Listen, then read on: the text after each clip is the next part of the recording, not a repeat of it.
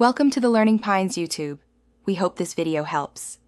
You begin by placing the image where it's reachable, a hosted URL or your project's public folder. Once done, write an anchor tag wrapping an img tag. A href equals destination img src equals image path alt equals descriptive text /a. Make sure the alt explains the link purpose for accessibility and confirm the image file permissions. If you're using a CMS, upload the media first and copy the provided file URL. If local, use correct relative or absolute paths.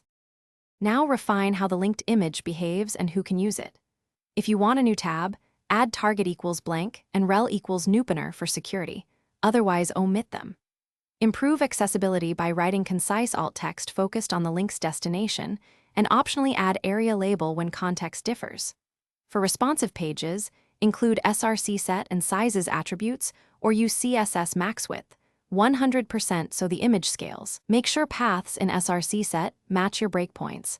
Test on various viewport widths to confirm behavior. Complete by testing the link thoroughly.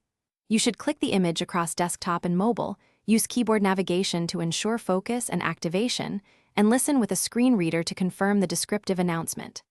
Once satisfied, deploy your changes and monitor analytics for click-throughs. If something goes wrong, inspect the browser console for 404, check that the href and src are exact, no typos, and ensure the host permits hot linking. That one troubleshooting step resolves most broken link issues.